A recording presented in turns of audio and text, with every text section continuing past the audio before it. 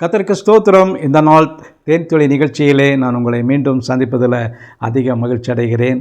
இந்த நாளிலே கர்த்தர் நம்மோடு கூட இருக்கிறார். நமக்கு தம்முடைய வசனத்தின் மூலமாக சில காரியங்களை வெளிப்படுத்த விரும்புகிறார். இந்த அப்போஸ்தலர் நடபடிகளின் புத்தகத்தில் 13வது அதிகாரம் அதில் 38, 39 வசனங்களில் ஒரு சில முக்கியமான காரியங்கள் சொல்லப்பட்டிருக்கிறது. அது என்னவென்று சொன்னால், அந்த வசனத்தை நான் படிக்கிறேன், கேளுங்கள். ஆதலால் சகோதரரே, இவர் மூலமாய் உங்களுக்கு பாவ மன்னிப்பு உண்டாகும் என்று அறிவிக்கப்படுகிறது என்றும், இவர் மூலமாக உங்களுக்கு பாவ மன்னிப்பு உண்டாகும் என்று அறிவிக்கப்படுகிறதும், மோசேயின் பிரமாணத்தினாலே நீங்கள் எவைகளினின்று விடுதலையாகி நீதிமான்களாக படக்கூடாதிருந்ததோ விசுவாசிக்கிறன் எவனும் அவைகளினின்று அவராலே விடுதலையாகி நீதிமானாக்கப்படுகிறான். இதுதான் கிறிஸ்து இயேசுக்குள் நமக்கு கிடைக்கக்கூடியதான ஒரு பெரிய அடையாளமாய் காணப்படுகிறது. நாம் நீதிமான்களாக இந்த இடத்துல இயேசு கிறிஸ்துவின் மூலமாக மாற்றப்பட்டிருக்கிறோம். அவருடைய இரத்தத்தினாலே கழுவப்பட்டிருக்கிறோம். பாவ மன்னிப்பு அவர் மூலமாய் நமக்கு கிடைத்திருக்கிறது.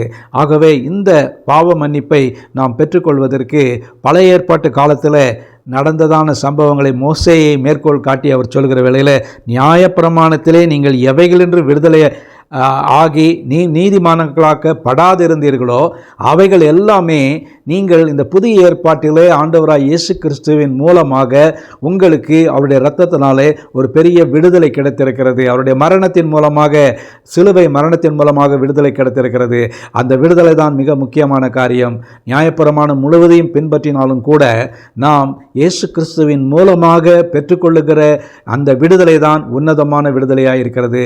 அந்த விடுதலையை பெற்றவர்கள் பெரிய மகிழ்ச்சி, ஆனந்தம் இவைகளினாலே காணப்படக்கூடியவர்களாக இருப்பார்கள். நீங்களும் நானும் கூட ஆண்டவராய் இயேசு கிறிஸ்துவின் மரணத்தின் மூலமாக அவராலே நாம் நீதிமான்களாக்கப்பட்டு பரிசுத்தமாக்கப்பட்டவர்களாக இந்த நாளிலே நாம் காணப்படுவோம். அவர் அப்படியாக நம்மை அழைத்திருக்கிறார்.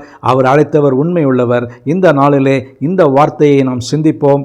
அவராலே நாம் நீதிமான்களாக்கப்பட்டிருக்கிறோம், வேறு எவராலும் அல்ல. நாம் இயேசு கிறிஸ்துவின் மூலமாக, அவருடைய மரணத்தின் மூலமாக நாம் நீதிமான்களாக்கப்பட்டிருக்கிறோம். ஆகவே நாம் பாக்கியவான்களான மக்களாய் காணப்படுகிறோம். கர்த்தர் நம்மை இந்த காரியத்தில் ஆசீர்வதிப்பாராக. நல்ல ஆண்டவரே, உம்மை நன்றியோட துதிக்கிறோம், ஸ்தோத்திரிக்கிறோம்.